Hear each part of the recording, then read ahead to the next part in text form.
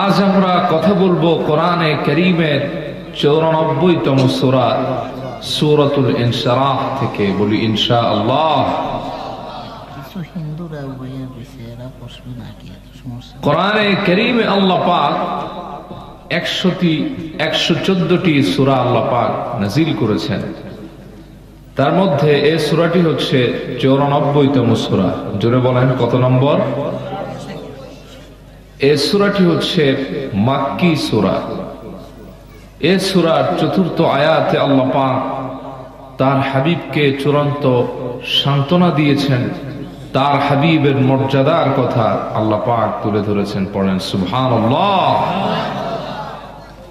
আল্লাহ পাক বললেন ওয়া রাফা'না লাকা যিকরাক, হাবিব আমি আপনার শান-ও-মান, আপনার স্ট্যাটাস, মর্যাদা, আজমত, রাফাত আমি আল্লাহ পাক সমুন্নত করেছি। সুবহানাল্লাহ পড়েন। কেন আল্লাহ পাক এই সূরাটি নাযিল করলেন? কারণ কি? আমার প্রিয় রাসূল যখন আল্লাহর অনুমতিতে নবুয়ত প্রকাশ করলেন, মানুষের দ্বারে দ্বারে নবীজি দ্বীনের দাওয়াত দিতে লাগলেন। নবীজিকে পক্ষান্তরে কাফেররা বলল, লাস্তা মুরসালান, আপনি দ্বীনের দাওয়াত কেন দেন? আপনি নবী না, রাসূল না। নবীজিকে বলা হলো আনতা কাহিন, তুমি পাগল, আনতা মাজনুন, গণক পাগল বলে খ্যাত করে দিল নবীজিকে। এর জন্য নবীজি কষ্ট পেলেন। সুদীর্ঘ 40টি বছর এই মক্কায় আমি বসবাস করতেছি, যে মানুষগুলি আমাকে আলামিন বলে স্বীকৃতি দিল, তারা আজ আমাকে এ ধরনের কথা বলে। সে কারণে নবীজি কষ্ট পেলেন। আল্লাহ পাক তার হাবিবের সব কষ্ট দূর করে দিলেন এ কথা বলে। ওয়া রাফা'না লাকা যিকরাক, হাবিব এই কাফেরের গোষ্ঠী আপনাকে যা বলো আপনি এ নিয়ে কষ্ট পাবেন না, আমি আল্লাহ আপনার সম্মানকে বুলন্দ করে দিলাম। সুবহানাল্লাহ পড়েন।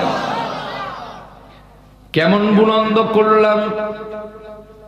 দুলোক ভুলোক ছাড়িয়ে, 7 আসমান পাড়িয়ে, সিদরাতুল মুনতাহার 70,000 নূরের পর্দাকে ভেদ করে হাবিব আমি আল্লাহ পাক আপনার সম্মান আমার আরো সমান বানায় দিলাম। কিভাবে আল্লাহ পাক আমার প্রিয় রাসূলকে সম্মান দান করলেন, তার কয়েকটি বৈশিষ্ট্য আমি আপনাদের কাছে তুলে ধরছি। কষ্ট হচ্ছে না তো? 1 নম্বর, যেই বৈশিষ্ট্য আল্লাহ পাক আমার প্রিয় রাসূলকে দান করেছেন, তার কাউকে দান করেন নাই, তা হলো গোটা কায়নাতের মধ্যে, আলম কুলের মধ্যে আল্লাহর পরে আল্লাহ পাক আমার প্রিয় রাসূলের সম্মান বাড়ায় দিলেন। চিল্লায়ে এখন সুবহানাল্লাহ। কিভাবে আল্লাহ পাক আমার প্রিয় রাসূলের সম্মান বাড়ালেন?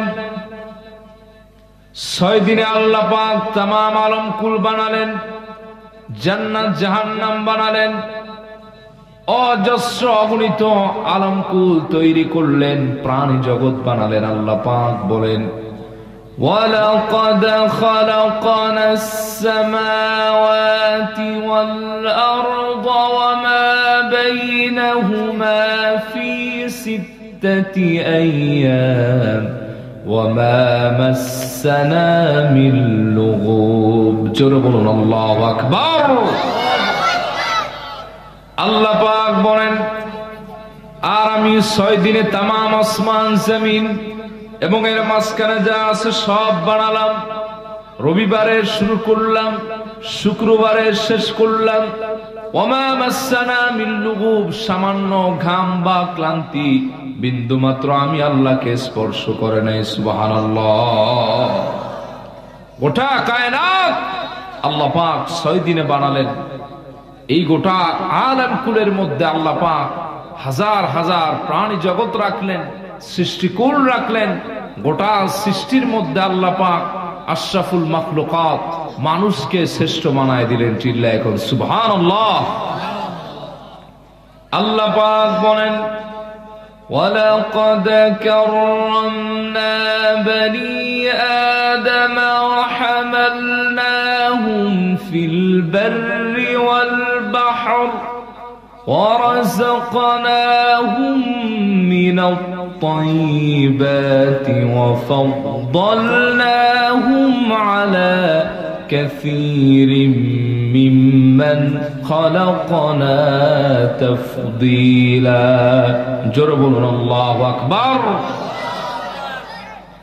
আল্লাহ পাক বলেন আর আমি বনি আদম তথা মানুষকে রেসপেক্টেড করলাম সম্মান দান করলাম জলে এবং স্থলে রাজত্ব কর্তৃত্ব সুপারলেটিভ পাওয়ার দিলাম ওয়ারাযাকনাহুম মিনাত তাইয়্যিবাত আর আমি আল্লাহ পাক তাদেরকে সবচাইতে পবিত্র খাবার তাআমান মুস্তালাযযা সুস্বাদু খাবারগুলো মানুষকে দিয়ে দিলাম ওয়াফাদ্দালনাহুম আলা কাসীরিম মিম্মান খালাকনা তাফদীলা আর আমার গোটা সৃষ্টি জগতের মধ্যে আমি আল্লাহ পাক মানুষকে শ্রেষ্ঠ বানাই দিলাম সুবহানাল্লাহ পড়েন গোটা সৃষ্টি জগৎ থেকে আল্লাহ পাক মানুষকে শ্রেষ্ঠ বানাই দিলেন এই গোটা আলম কুলের যত বনি আদম মানুষ রয়েছে তাদের মধ্য থেকে আল্লাহ পাক লাখের উপর পয়গম্বরকে শ্রেষ্ঠ বানাই দিলেন সুবহানাল্লাহ পড়বেন না আল্লাহ পাক তাদের সম্পর্কে বলেন ওয়াকুল্লান ফাদ্দালনা আলাল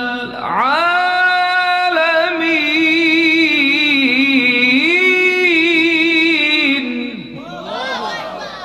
আর আমি আল্লাহ পাক আমার গোটা মানব জাতির মধ্য থেকে এই লাখের উপর পয়গম্বরকে গোটা বিশ্বে শ্রেষ্ঠ বানায় দিলাম সুবহানাল্লাহ পড়েন তাদের সংখ্যা 1,24,000 মতান্তরে 2,24,000 এই লাখের উপর পয়গম্বর থেকে আল্লাহ পাক আরো যাচাই করলেন বাছাই করলেন টেস্ট করলেন করতে করতে আল্লাহ পাক 313 জন মতান্তরে 315 জনকে আল্লাহ পাক এই গোটা নবীদের উপর শ্রেষ্ঠত্ব দান করলেন তারা হলো 313 মতান্তরে 315 জন রাসূল সুবহানাল্লাহ পড়বেন না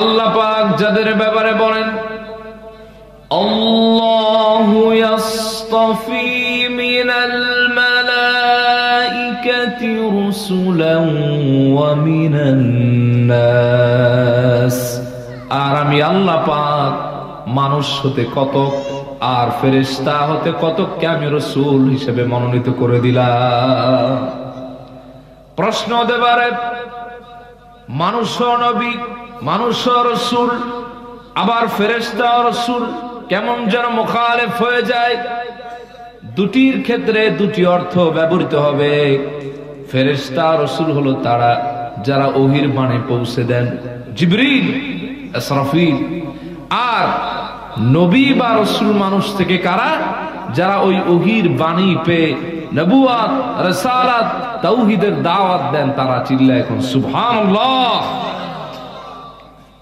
আল্লাহ পাক এই 313 মতান্তরে 315 জন এদের থেকেও আল্লাহ পাক আরো যাচাই করলেন বাছাই করলেন টেস্ট করলেন করতে করতে আল্লাহ পাক এই 313 মতান্তরে 315 জন রাসূলের উপরে 5 জন রাসূলের সম্মান দান করে দিলেন সুবহানাল্লাহ বলবেন না যাদেরকে বলা হয় উলুল আজমি মিনার রাসূল এই 5 জন হলো সব নবী এবং রাসূলের চাইতে সম্মানী সুবহানাল্লাহ পড়েন যাদের ব্যাপারে আল্লাহ পাক বলেন তিলকার রুসুলু ফাদ্দালনা বা'দাহুম আলা বা'দ আমি আল্লাহ পাক এমনি করে একজন রাসূলের উপর আরেকজন রাসূলের সম্মান বাড়ায় দিলাম এবার ভালো করে খেয়াল করেন 6 দিনে আসমান জমিন গোটা আলম কুল বানালেন গোটা সৃষ্টির মধ্যে আল্লাহ পাক মানুষকে শ্রেষ্ঠত্ব দান করলেন গোটা কায়নাতের মানুষ থেকে বনি আদম থেকে আল্লাহ পাক লাখের উপর পয়গম্বরকে শ্রেষ্ঠ বানায় দিলেন এই লাখের উপর পয়গম্বর থেকে 313 মতান্তরে 315 জন রাসূলের সম্মান দান করলেন। সেখান থেকে আল্লাহ পাক কমিয়ে কমিয়ে 5 জনের সম্মান গোটা বিশ্বে বাড়ায় দিলেন। আর আল্লাহর আলমে আল্লাহর পরে একজনের সম্মান বাড়ায় দিলেন, তিনি আর কেউ না, আপনার আমার প্রিয় রাসূল। চিল্লায় কোন সুবহানাল্লাহ। গোটা কায়নাতে আল্লাহ পাক আল্লাহর পরে আমার রাসূলের সম্মান দান করেছেন। আল্লাহর কোনো শরীক নাই, রাসূলুল্লাহর কোনো মিসাল নাই। সুবহানাল্লাহ বলবেন না? এজন্য আল্লাহ পাক বলেছেন, ওয়ারাফা'না লাকা যিকরাক, হাবিব আমি আপনার শান ও মান বাড়িয়ে দিয়েছি। কিভাবে? হাইসুমা যুকিরতু যুকিরতা মাই, হাবিব যেখানে আমার নাম সেখানে আপনার নাম, যেখানে আমাকে স্মরণ করা হবে অটোমেটিক্যালি সেই জায়গায় আপনাকেও স্মরণ করা হবে। সুবহানাল্লাহ বলবেন না? এই রাসূলের উম্মত হতে পেরে কে কে খুশি? তো হাত তুলে আল্লাহর দেখান। আল্লাহ কবুল করুক বলে আমিন। 2 নম্বর যেই বৈশিষ্ট্য, যেই মর্যাদা, যেই ক্ষমতা, যেই পাওয়ার আল্লাহ পাক আমার নবীজিকে দিয়েছেন তার কাউকে দেন নাই, তা হলো হযরত আদম সৃষ্টির বহু বছর আগে আল্লাহ পাক আমার নবীজিকে নবুয়ত দান করে দিয়েছে। নবীজিকে প্রশ্ন করা হয়েছে, মাতা ওয়াজাবাত লাকান নবুওয়াহ ইয়া রাসূলুল্লাহ, হে আল্লাহর হাবিব আপনি কবে নবী হয়েছেন? আল্লাহ পাক কবে আপনাকে নবুয়ত দান করেছেন? আপনি নবী বলে কবে স্বীকৃতি পেয়েছেন, মনোনীত হয়েছেন? নবীজি এই প্রশ্নের জবাবে বলেন, ওয়া আদামু বাইনার রূহি ওয়াল জাসাদ, আদম আলাইহিস সালাম যখন রূহ এবং দেহ এই দুয়ের মাঝখানে অবস্থান করতেছিল, তার মানে আদমের কোনো অস্তিত্ব ছিল না। আদমের অবস্থা ছিল এমন, হাল আতা আলাল ইনসানি হিনুম মিনাদ দাহর লাম ইয়াকুন শাইআম মাযকুরা। যখন আদমের কোন স্ট্রাকচার, অবয়ব, আকৃতি, চেহারা, কোন অস্তিত্ব ছিল না, রূহ এবং দেহ এই দুয়ের মাঝখানে গড়াগড়ি খাচ্ছি, তারও বহু বছর আগে আল্লাহ পাক আমি প্রিয় রাসূলকে নবুয়ত দান করে দিয়েছে। খতিবে কাস্তাল্লানি তার মাওয়াহিবুল লাদুনিয়ার মধ্যে লেখেন, হযরত আদম আলাইহিস সালাম সৃষ্টি 14,000 বছর আগে আল্লাহ পাক আমার নবীজিকে নবুয়ত দান করে নবী বানায় দিয়েছেন। চিল্লা এখন সুবহানাল্লাহ। কিন্তু আফসোসের বিষয়, বড় পরিতাপের বিষয়, আজ আমাদের কিছু ভাইরা বলেন নবীজি 40তম বছরে নবুয়ত পেয়েছেন, সুতরাং নবুয়ত প্রাপ্তির পরের 23 বছর আপনি মানতে পারবেন, 1 থেকে 40 এই 40 বছরের জিন্দেগি আপনি মানতে পারবেন না। জোরে কোন নাউযুবিল্লাহ। প্রিয় ভাই সব, নবী করিম সাল্লাল্লাহু আলাইহি ওয়াসাল্লাম 40তম বছরে নবুয়ত পাননি, নবুয়তের প্রকাশ হয়েছে। নবী তো হয়েছেন আগে, আল্লাহ অর্ডার দেন নাই, প্রকাশ করতে পারেন নাই, অর্ডার দিয়েছেন, জাহের করেছেন। সুবহানাল্লাহ বলবেন না? তারা এ কথা বলে রাসূলুল্লাহর সঙ্গে গুস্তাখি করে, ঠিক কিনা বলেন? এবং আল্লাহ হাবিবের পবিত্র জিন্দেগি থেকে আমাদেরকে মাইনাস করে দিতে চায়, ঠিক কিনা বলেন? কিন্তু আল্লাহর হাবিবের জিন্দেগি সম্পর্কে আল্লাহ কি বলেছেন? লাকাদ কানা লাকুম ফি রাসূলিল্লাহি উসওয়াতুন হাসানাহ, তোমাদের জন্য উত্তম আদর্শ, সুপার আইকন, রোল মডেল, একমাত্র নিরাপদ আশ্রয় হচ্ছে আমার প্রিয় রাসূল। সুবহানাল্লাহ বলবেন না? আচ্ছা ভাই, আপনারাই জবাব দিন, কোন মানুষকে যদি আপনি আদর্শিক পুরুষ বানান, আপনার আইডল বানান, আদর্শ বানান, তার কি জীবনের সব দিক মানবেন না এক দিক মানবেন? যারা বললেন না তারা কি একদিক মানবেন না সব দিক মানবেন? আচ্ছা ভাই, কোন ব্যক্তি আদর্শিক পুরুষ হওয়ার যোগ্যতা রাখে না ততক্ষণ, যার গোটা লাইফকে ফলো করা যায় না যতক্ষণ, ঠিক কিনা বলেন? আপনি যদি কাউকে আদর্শ বানাতে চান, তার গোটা জিন্দেগি আপনাকে অনুসরণ করতে হবে। আর যার অনুসরণ করা যায় না সে আদর্শিক পুরুষ হতে পারে না। এক। দুই নম্বরে নবীজির জিন্দেগির ব্যাপারে, তার চরিত্রের ব্যাপারে, আখলাকের ব্যাপারে আল্লাহ পাক বলেছেন ওয়া ইন্নাকা লাআলা খুলুকিন আযীম। হাবিব, আপনি একটি মহান চরিত্রের উপর অধিষ্ঠিত আল্লাহর সিফাতি নাম লাগিয়ে দিয়েছেন। বোঝার জন্য বলি, কোন মানুষের ব্যাপারে যদি আপনাকে রায় দিতে বলা হয় এই লোকটা ভালো না মন্দ, তখন কি তার গোটা জীবন দেখে আপনি রায় দিবেন না এক সাইড দেখে দিবেন? পুরা জীবন দেখে না?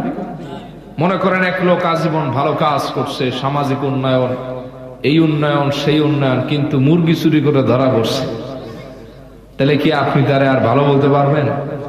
গম চুরি করে ধরা পড়ছে, অথবা এমন একটা কাজ করছে যেটা নাক কাটা গেছে, তাহলে আপনি কিন্তু তাকে আর ভালো বলতে পারেন না। ঠিক কিনা বলেন?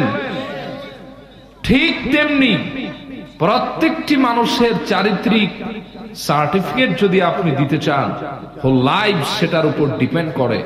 তাই আল্লাহর হাবিবের গোটা জিন্দেগিকে উদ্দেশ্য করে আল্লাহ উসওয়াতুন হাসানা বলেছেন, ওয়া ইন্নাকা লাআলা খুলুকিন আযীম বলেছেন। তার মানে নবুয়তের পরের নবুয়ত ঘোষণার পরের 23 বছর আর আগের 40 বছর সবই মানতে হবে। ঠিক কিনা বলেন? প্রিয় ভাই, আপনি বলেন 40তম বছরে নবুয়ত পেয়েছে, আমি তো বলবো যে নবীরা নবী হয়েছেন রাসূলুল্লাহর উপর ঈমান এনে। সুবহানাল্লাহ বলবেন? সূরা আলে ইমরান 81 নম্বর আয়াত খুঁজে দেখুন, আল্লাহ পাক বলেন وَإِذْ أَخَذَ اللَّهُ مِيثَاقَ النَّبِيِّينَ لَمَا آتَيْتُكُم مِّن كِتَابٍ وَحِكْمَةٍ ثُمَّ جَاءَكُمْ رَسُولٌ مُصَدِّقٌ لِّمَا مَعَكُمْ لَتُؤْمِنُنَّ بِهِ وَلَتَنصُرُنَّهُ। আওয়াজ করে বলেন আল্লাহু আকবার। আল্লাহ পাক বলেন, স্মরণ করুন সেই সময়ের কথা যখন আল্লাহ রূহের জগতে সব নবী এবং রাসূলদেরকে একত্রিত করলেন। আল্লাহ বললেন, হে আমার পয়গম্বররা, হে আমার রাসূলেরা, যাদেরকে আজকে আমি নবুয়ত এবং রিসালাত দিয়ে ধন্য করব, তোমাদের থেকে আমি এই ওয়াদা নিয়ে নবুয়ত দিতে চাই। তোমাদেরকে আজ যদি নবুয়ত এবং রিসালাত দেওয়া হয়, অতঃপর তোমরা যখন পৃথিবীতে আগমন করবে, পৃথিবীতে বিচরণ করবে, তোমাদের ওই জীবন চলার সময় যদি তোমরা দেখো আমার রাসূল আগমন করেছে সত্য দিন নিয়ে, তাহলে তোমাদের নবুয়ত এবং রিসালাত বাদ হয়ে যাবে, কাট অফ হয়ে যাবে। যেই না আমার রাসূল আগমন করবে, তোমাদের নবুয়ত এবং রিসালাত ছেড়ে দিয়ে লাতুমিনুন্না বিহি, আমার রাসূলের উপর ঈমান এনে তার উম্মত হয়ে যাবে। সুবহানাল্লাহ বলেন। ওয়ালা তানসুরুন্না, জীবনের জান মাল অগাধ আত্মবিশ্বাস দ্বারা আমার নবীকে তোমরা সাহায্য করবে, তার খিদমত করবে। নবীজির এই প্রশ্নের ব্যাপারে আল্লাহ বললেন, তোমরা কি এটা মেনে নিলে? যদি মানো তাহলে নবুয়ত দিব। তারা বললেন, ক্বালু আকরারনা, আমরা সবাই মেনে নিলাম। আল্লাহ বললেন, যাও তোমাদেরকে নবুয়ত এবং রিসালাত দিয়ে ধন্য বানায় দিলাম। প্রত্যেকটি নবী এবং রাসূল নবুয়ত পেয়েছেন রাসূলুল্লাহর উপর ঈমান আনায়। সুবহানাল্লাহ কইবেন না? সেই কারণে আল্লাহর হাবিব বলেছেন, লাউ কানা মূসা হাইয়ান মা ওয়াসাহু ইল্লা ইত্তিবাই। আমার উপস্থিতিতে নবুয়ত প্রকাশের পরে যদি আল্লাহর উলুল আযম মিনার রাসূলের একজন মূসা পয়গম্বর বেঁচে থাকতো, যতক্ষণ না আমার উপর ঈমান আনতো, ততক্ষণ মূসার নাজাতের কোনো ব্যাপারই থাকতো না, কোনো রাস্তাই থাকতো না। চিল্লায় কোন সুবহানাল্লাহ। তাহলে দ্বিতীয় যে সম্মান আল্লাহ পাক আমার প্রিয় রাসূলকে দান করেছেন, তা হলো আদম সৃষ্টির 1000 বছর আগে আল্লাহ পাক আমার প্রিয় রাসূলকে নবুয়ত দান করেছেন। সুবহানাল্লাহ বলবেন না? কষ্ট হচ্ছে আপনাদের? 3 নম্বর যেই বৈশিষ্ট্য যেই মুজিজা, যে ক্ষমতা, যে সম্মান আল্লাহ পাক আমার নবীজিকে দিয়েছেন তার কাউকে দেন নাই। তা হলো গোটা কায়নাতে আল্লাহ পাক আমার প্রিয় রাসূলকে প্রথম মুসলমান বানায় দিয়েছে। প্রশ্ন হতে পারে আদম থেকে ঈসা তক আলাইহিমুস সালাম সবাই তো আমার নবীজির আগমনের পূর্বে এসেছেন, নবীজি এসেছেন সবার পরে। ঈসা আলাইহিস সালাম থেকে আমার নবীজির আগমনের দূরত্ব প্রায় 500 বছর। তাহলে আমার নবীজি প্রথম মুসলমান হন কিভাবে? প্রশ্ন আছে না নাই? এই দেশে একদল কুখ্যাত বেদাতি যারা মাজারে সিজদা দেয়, পীরের পায়ে সিজদা দেয়, আল্লাহ এবং রসুলের ব্যাপারে আকীদা ঠিক নাই, এই ধরনের কুখ্যাত বেদাতি গর্হিত সুন্নি নামের মাজার পূজারীরা একটা কথা বলে থাকেন, নবীজি নাকি মুমিনও না মুসলমানও না। জোরে কোন নাউজুবিল্লাহ। যারা নবীজিকে মুমিন মুসলমান বলবে এদের নাকি ঈমান থাকবে না, নাউজুবিল্লাহ বলবেন না। অথচ আল্লাহ পাক কি বলেন? কুল ইন্না সালাতি ওয়া নুসুকি ওয়া মাহইয়ায়া ওয়া মামাতি লিল্লাহি রাব্বিল আলামিন লা শারীকা লাহু ওয়া বিযালিকা উমিরতু ওয়া আনা আউয়ালুল মুসলিমিন। যেরকম সুবহানাল্লাহ। আল্লাহ পাক বলেন, হাবিব এই সত্য আপনি উন্মোচন করে দেন, এ ঘোষণা আপনি করে দেন, সবাইকে জানিয়ে দেন। আপনি বলেন নিশ্চয় আমার নামাজ, আমার কোরবানি, আমার জীবন, আমার মরণ সে আল্লাহর জন্য, যিনি গোটা কায়নাতের রব, লা শারীকা লাহু, যার কোনো শরীক নাই। আপনি এটাও বলেন ওয়া বিযালিকা উমিরতু ওয়া আনা আউয়ালুল মুসলিমিন, আল্লাহ পাক আমাকে আদেশ করেছেন আমি যেন গোটা কায়নাতের মধ্যে প্রথম মুসলমান হয়ে যাই। সুবহানাল্লাহ বলেন। আল্লাহ বলতেছে প্রথম মুসলমান হও, আর এই বেড়ায় কইতেছে, এরা কইতেছে নবীজি মুমিনও না মুসলমানও না। জোরে কোন নাউজুবিল্লাহ।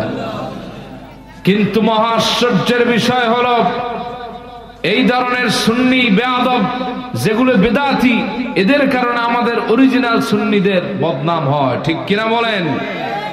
এরা পীরের পায়ে সিজদা দেয়, মাজারে সিজদা দেয়, মাজারে মান্নত করে, আর এই ধরনের কুখ্যাত বেয়াদবদেরকেই আমরা দাওয়াত দিয়ে স্টেজে বসায় ওয়াজ শোনাই, ঠিক কিনা কন? এরা এসে বলে আব্দুল কাদের জিলানী রহমাতুল্লাহ আলাইহি তিনি নাকি কোন পাগল ছাগলরে বলছেন কুম বিইذনি আমার হুকুমে দাঁড়ায় যাও। এরা যত ধরনের কুফর এবং শিরক এই বাংলাদেশে চলতেছে কন্ট্রাক্টর, ঠিক কিনা বলেন?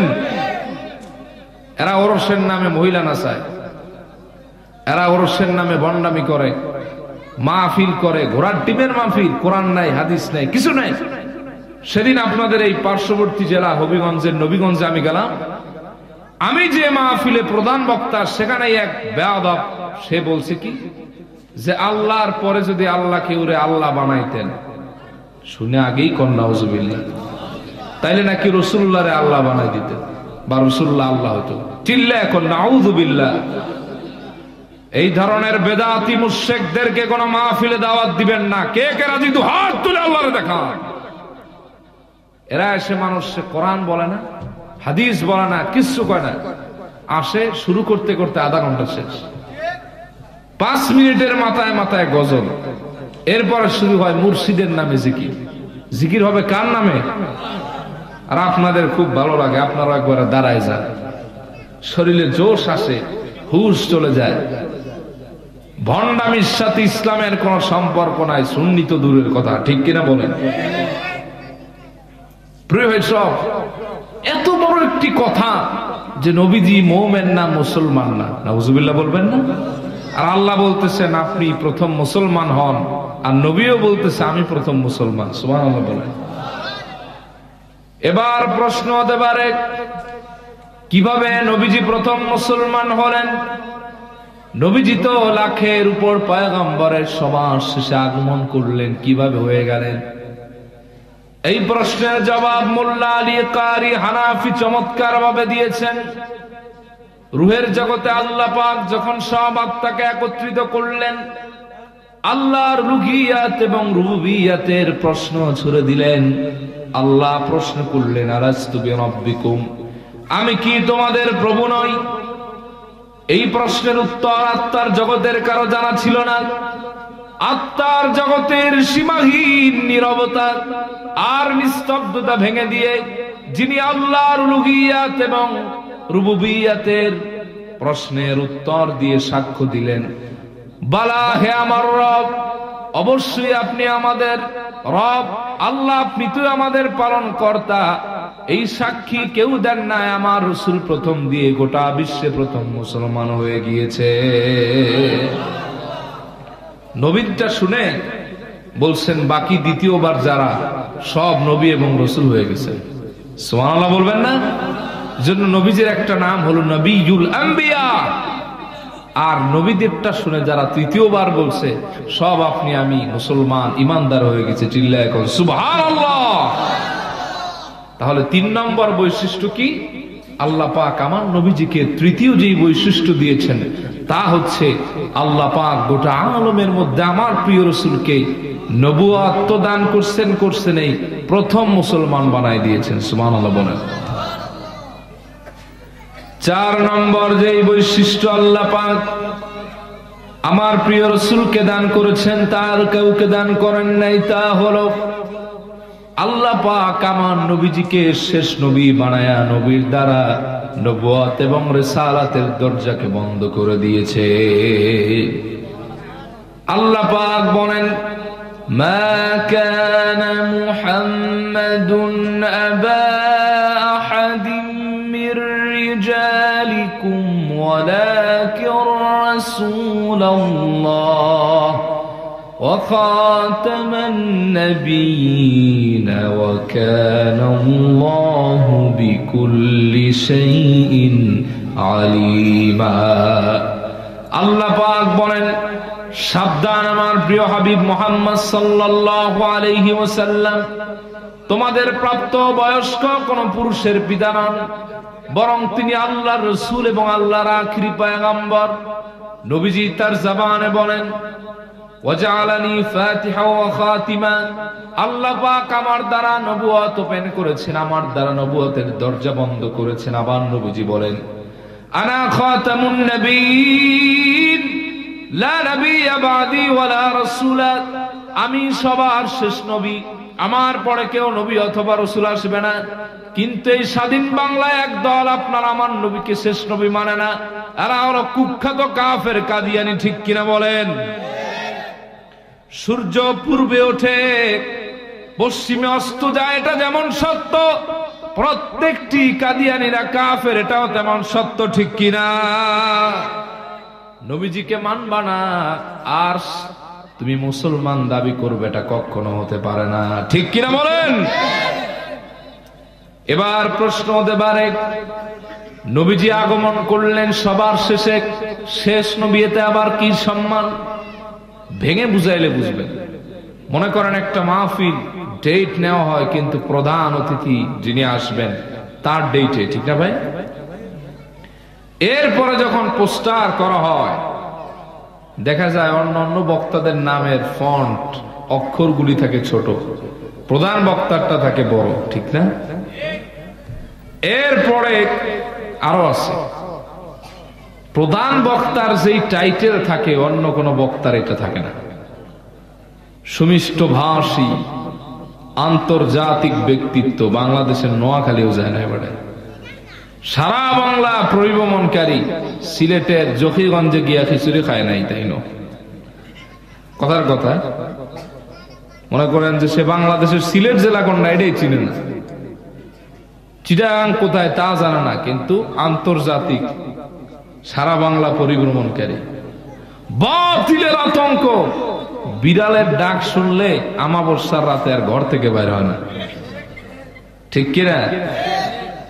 আল্লামা এক লাইন ইবারত পড়তে দিলে গরম হয়ে যায় পায়জামা, ঠিক কিনা? বিশিষ্ট আলেমে দ্বীন কোরআন পড়বে দেখা লাহানে জলি ছাড়া এক পৃষ্ঠা পড়ার কোন যোগ্যতা যার নাই, ঠিক কিনা বলেন? আর এখন দেখা যায় টাইটেলের অভাব নাই। কয়দিন আগে ব্রাহ্মণবাড়িয়ার এক পীরের পোস্টার ভাইরাল হয়েছে, দেখছেন কিনা? ভাই, টাইটেলের কারণে নাম কোনটা এটাই আপনি খুঁজে পাবেন না। মগজে মারেফত, হাকিকতে শরীয়ত নাকি, ঠিক কিনা? 32 থেকে 33টার কম হবে না মনে হয়।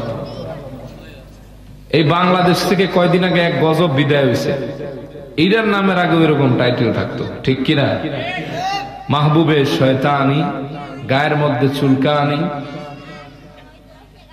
মরার পরে এখন সবাই ডালতেছে তার কবরে পানি, ঠিক কিনা বলেন? প্রিয় ভাই, সব এই ধরনের বিশাল বিশাল টাইটেল রাখা হয়। অন্য অন্য বক্তার নাম হলো এক কালার, ওই বক্তার নামের অক্ষর হলো আর এক কালার, হাইলাইট করে, ঠিক কিনা? এ দেশের এক পীর রাজারবাগে অবস্থান করতেছে, সেই পীর তার নামের আগে পাইবেন 52 থেকে 53টা টাইটেল। পড়তে পড়তে মাথা হেড হয়ে যাবে ভাই। টাইটেল দিতে দিতে তার নামের আগে বেয়াদবি করে একটা টাইটেল লাগালেন রহমাতাল লিল আলামিন। চিল্লায় এখন নাউযুবিল্লাহ। এই বেয়াদব কুলাঙ্গার পীর সে নিজের টাইটেল লেখলো সাহেবে কুন ফায়াকুন, যেই সিফাত একমাত্র আল্লাহর, কোন নবীরও না, যে তিনি নাকি কোন বললে হয় ডাইরেক্ট হয়ে যায়। নাউযুবিল্লাহ। কোন এই পীর নিজের নামে এটা লাগাইল। আর আমাদের কিছু লোক তারে সুন্নি বানানোর জন্য সকাল সন্ধ্যা মাইকে অ্যানাউন্স করে। এই পীর এই টাইটেল দিয়ে আল্লাহর শানে কুফর করেছে, রাসূলুল্লাহর শানে কুফর করেছে। এরা যে সুন্নি মানবে এর আকীদার মধ্যেও গলদ আছে, ঠিক কিনা বলেন? রহমাতাল লিল আলামিন, চিন্তা করছেন? রাসূলুল্লাহর টাইটেল লাগাইছে নিজের নামে। তুমি কত বড় বেয়াদব যে এরপরও মুরিদদেরকে না করো না, ঠিক কিনা? আমার এক উস্তাদ আপনাদের সিলেটের, তিনি বলছিলেন যে উনি নাকি জিন্দাবাজার না ওই মাজার রোডের দিক থেকে আসতেছিলেন রিক্সায়, তো মাইকিং শুনতেছেন, কঠিন ভাবে নাম বলা হচ্ছে অমুক তমুক। নাম কইতে কইতে, মানে টাইটেল কইতে কইতে এখন বক্তার নাম কয় না। আসলে মূল কাহিনী হয়েছে টাইটেল কইতে কইতে বক্তার নাম ভুলে গেছে। রিক্সা দাঁড় করায় অনেকক্ষণ দাঁড়াইলাম যে দেখি আওয়াজটা আসে কিনা, কি নাম। তো রিক্সা ড্রাইভার নাকি কইতেছে হালায় নাম কয় না করে, মানে এতক্ষণ দাঁড়ায় রয়েছে খালি টাইটেল কয়, নাম আর কয় না। তার মানে বোঝা গেল যে টাইটেল কইতে কইতে নাম ভুলে গেছে, ঠিক কিনা? তো ওনার ভাই আর একজন মুহাদ্দিস আছেন, তিনি নাকি একদিন ক্লাস করাচ্ছেন, অ্যানাউন্স হচ্ছে টাইটেলের। তো টাইটেল কইতে কইতে লাস্টে বক্তার নামে লাগাই দিছে আহকামুস শরীয়ত, মানে শরীয়তের বিধানাবলী। ওনার ভাই বলছে আল্লাহ বাঁচাইছে যে নামের আগে নাওয়াকে যে উজু কয় নাই, যে উজু ভঙ্গের কারণ আছে না নাই? এই যে মানুষ যে আন্তর্জাতিক লেখে, আমার নামে অনেকে আন্তর্জাতিক লেখে, আমার তো পাসপোর্টেই নেই। আন্তর্জাতিক হতে হলে বিশ্বের কমপক্ষে 10টা দেশ ঘোরা লাগবে। কটা? ইন্ডিয়া 1-2 সফর দিয়ে এসে আন্তর্জাতিক না লেখলে মাথা খারাপ। আবার আপনাদের সিলেটেও কিছু সমস্যা আছে, বলবো? আপনাদের সিলেটে ওয়াজ মাহফিলের কিছু দালাল আছে, দালাল। এরা আপনাদের আঞ্চলিক লোকই ভাড়া করে, আপনাদের কয় ঢাকার লোক।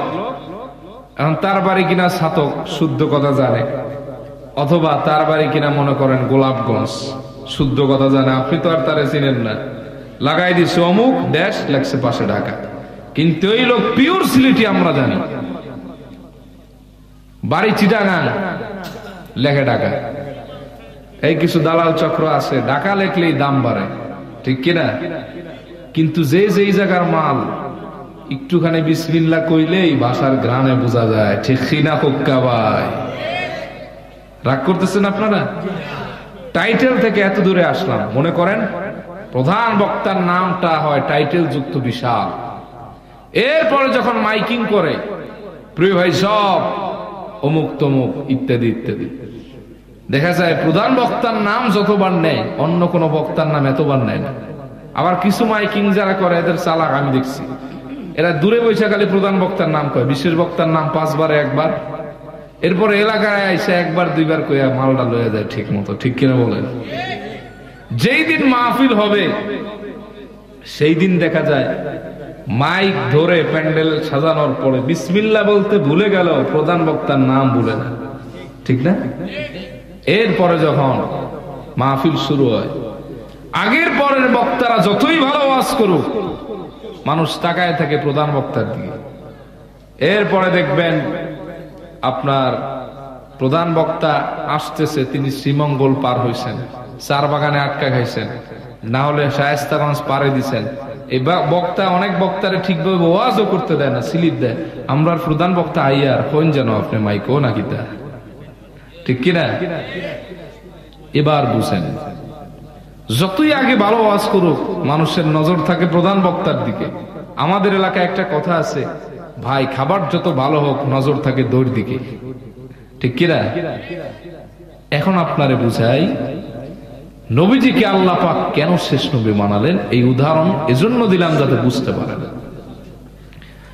আদম থেকে ঈসা তক লাখের উপর পয়গম্বর আলাইহিমুস সালামদের কারো আগে কারো পরে কারো মাঝখানে যদি আল্লাহ পাক আমার নবীজিকে পাঠাতেন, অন্য নবী আসার কারণে আমার রাসূলুল্লাহ শান ও মানের জিকির কমে যেত, কিছুটা পর্দা পড়ে যেত, ভাটা পড়তো। এজন্য আল্লাহ পাক আমার প্রিয় রাসূলকে শেষ নবী বানায় দিলেন, যাতে করে আদম থেকে ঈসা তাক লাখের উপর পয়গম্বর আলাইহিমুস সালামরা তাদের জবানে জবানে, তাদের দাওয়াতে, তাদের দ্বীন ও শরীয়তে আল্লাহর পরে আমার রাসূলের স্লোগান দিতে দিতে আসে। সুবহানাল্লাহ বলেন। আর একটা কারণ হলো নবীজি তো শেষ নবী, তারপরে আর কেউ নবী নাই। শেষ নবী এজন্য বানানো হয়েছে যাতে মুমিনের জন্ম থেকে নিয়ে জান্নাত পর্যন্ত পৌঁছাতে আল্লাহর পরে আমার নবীজির শান ও মানের স্লোগান দাও। কিভাবে একটু খেয়াল করেন, আপনার আমার জন্ম হয়ে গেল, আপনি আমি মুসলিম পরিবারে জন্মগ্রহণ করলে জন্মের সঙ্গে সঙ্গে ডান কানে আজান দেওয়া হয়, বাম কানে ইকামত দেওয়া হয়। আল্লাহু আকবার, আল্লাহু আকবার, আশহাদু আল্লা ইলাহা ইল্লাল্লাহ, আশহাদু আন্না মুহাম্মাদার রাসূলুল্লাহ। আশহাদু আল্লা ইলাহা ইল্লাল্লাহর পরে আশহাদু আন্না মুহাম্মাদার রাসূলুল্লাহ সাল্লাল্লাহু আলাইহি ওয়াসাল্লাম বলে আপনার জন্মের সঙ্গে সঙ্গে এই রাসূলুল্লাহর সাথে পরিচয় করায় দাও।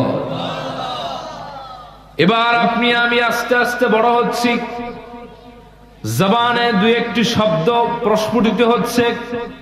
ইমানদার বাপ মা আব্বা আম্মা শিখানোর আগে আগে শিখায় আল্লাহ আল্লাহ অথবা লা ইলাহা ইল্লাল্লাহ মুহাম্মাদুর রাসূলুল্লাহ। এই যে আপনার জবান থেকে পূর্ণ বাক্য আপনি বলতে পারলে আপনার জবান থেকে প্রথম মুমিন ঘরের সন্তানের লা ইলাহা ইল্লাল্লাহর পরে মুহাম্মাদুর রাসূলুল্লাহ উচ্চারিত হয়। ঠিক কিনা? আপনি আমি আস্তে আস্তে বড় হতে লাগলাম, দিন অতিক্রান্ত হতে লাগলো, শরীয়ত যখন আপনার আমার উপর অর্পিত হলো, আপনার আমার এবার নামাজ ফরজ হয়ে গেল। এবার আজানে, একামতে, নামাজে, দরুদে, সালামে, মিলাদে, কিয়ামে, জিন্দেগীর সব জায়গায় আল্লাহর পরে আমরা সবচাইতে রাসূলুল্লাহর নামটাই বেশি নেই। ঠিক কিনা? মনে করেন আপনার আমার জিন্দেগি শেষ, এবার আমরা পরকালের পথে রওনা করব। আস্তে আস্তে যাচ্ছি কবরে। মৃত্যুর পরে কবরে যখন আপনাকে নামাবে আল্লাহ রাসূলের নাম নিয়ে নামায়। ঠিক কিনা বলেন? বিসমিল্লাহি ওয়া আলা মিল্লাতি রাসূলিল্লাহ, সুবহানাল্লাহ পড়বেন না? এই জায়গা কার নাম নেওয়া হলো? আমার রাসূলের। ঠিক কিনা বলেন? এবার আপনাকে মাটি চাপা দেওয়া হলো, আপনার স্বজনেরা চলে এলো। আসার পরে আপনি কবরে একা পড়ে রইলেন। মুনকার নাকির আসলো, তিনটা প্রশ্ন আপনাকে করবে। আমরা জানি মান রব্বুকা ওয়া মান নাবিয়ুকা ওয়া মা দীনুকা। এই তিনটা কথা বুখারী মুসলিমের কোন হাদিসে নাই, অন্য সহিহ হাদিসে আছে। বুখারী এবং মুসলিমে একটাই প্রশ্ন, সেটি হলো আল্লাহর হাবিবের চেহারা মোবারক দেখানোর পরে বলা হবে এই ব্যক্তির সম্পর্কে তোমার আকীদা কি, এর সম্পর্কে তোমার ধারণ কি, ঈমান কি, বিশ্বাস কি। যেই ব্যক্তি ঈমানদার, প্রকৃত খাঁটি মুমিন, সে তো বলবে হাদা রাসূলুল্লাহ, এটাই তো আমার রাসূল, এর কথা আবার আমারে জিজ্ঞেস করতে হয় নাকি?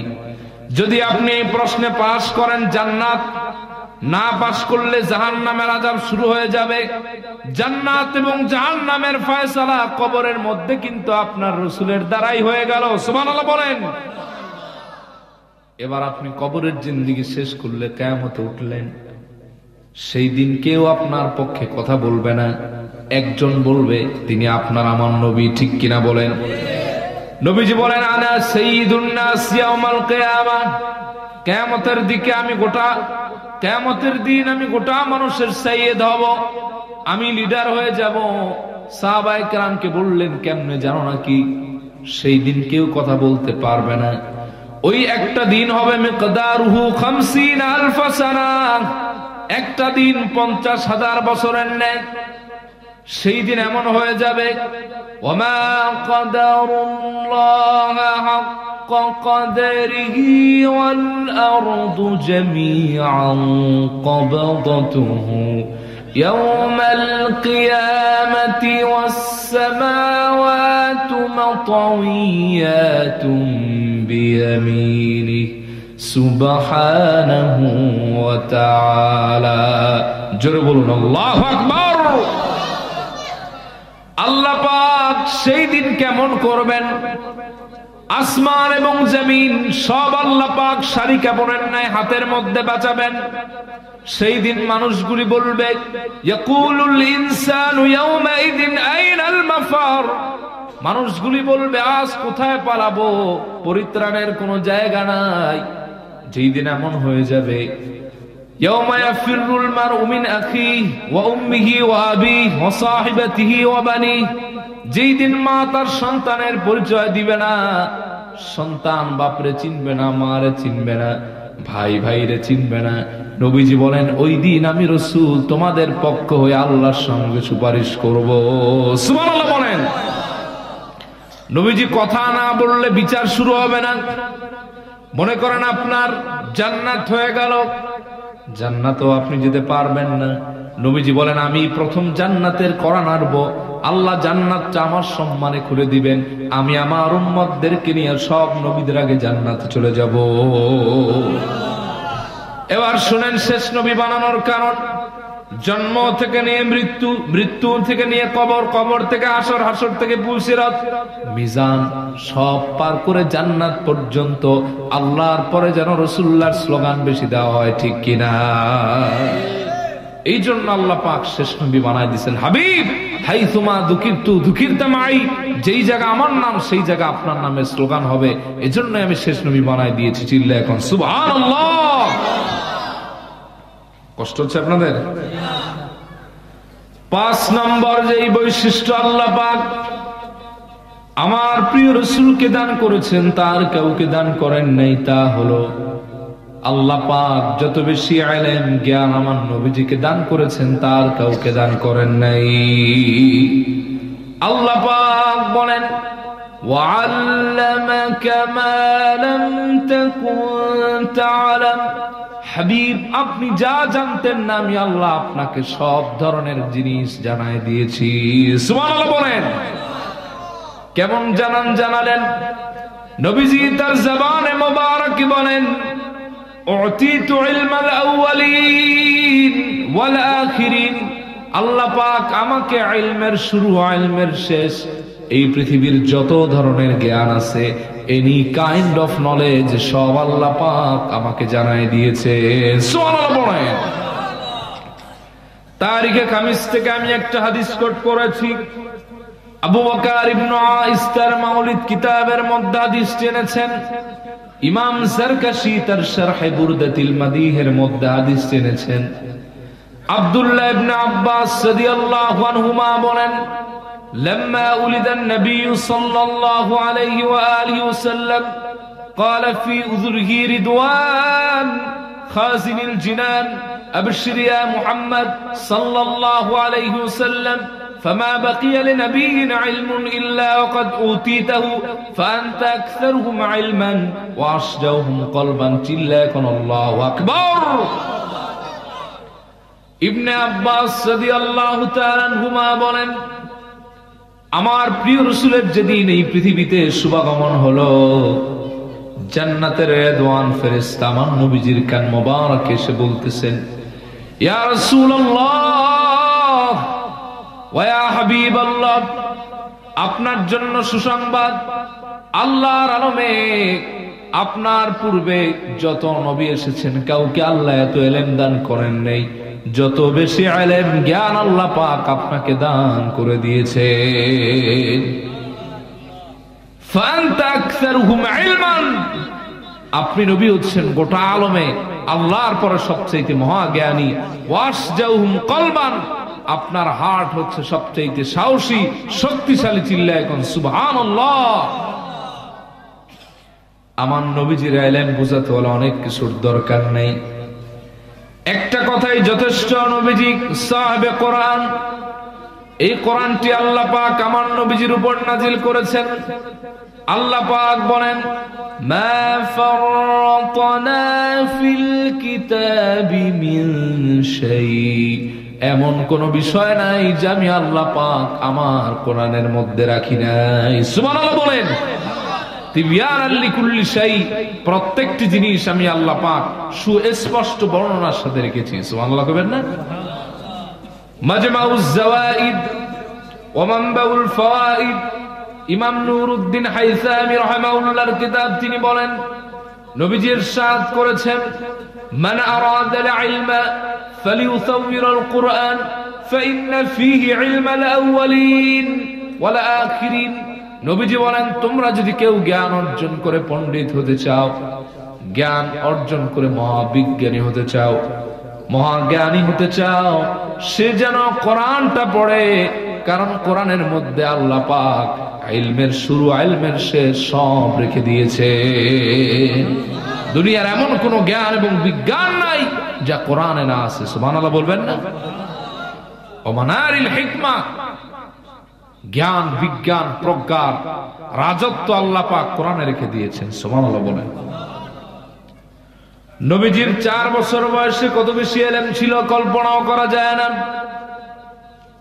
আমার নবীজির জীবনে 4 বার সিনাচাক হয়েছে প্রথমবার 6ষ্ঠ বছর বয়স অথবা 4র্থ বছর বয়সে 2টি মতভেদ পাওয়া যায় ওয়াদি হালিমায় নবীজি আমার দুধবাইয়ের সঙ্গে খেলাধুলা করতে লাগলেন দুধবাই দৌড়ে হালিমাতুস সাদিয়াকে বললেন মা সর্বনাশ আপনার ছেলে মুহাম্মদ সাল্লাল্লাহু আলাইহি ওয়াসাল্লামের বুককে যেন ফেড়ে দিয়েছে এই কথা শুনে হালিমাতুস সাদিয়া দৌড়ে এলেন দেখতেছেন আমার নবীজি বসা কোনো কথা বলেন না বললেন বাবা আমি শুনলাম 2টা লোক আসলো তোমাকে নাকি বুক ফেড়ে দিয়েছে রে বাপ বলে মা 2 জন লোক আসলো আমাকে শুইতে বললো আমার বুকটাকে শাহাদাত আঙ্গুলি দ্বারা রেখা টানলো এরপর আর আমি কিছু বলতে পারি না বলে বাবারে এখন তোমার কেমন লাগতেছে বলে মা ভালো লাগতেছে তবে 2টা তফাৎ দেখা যায় কি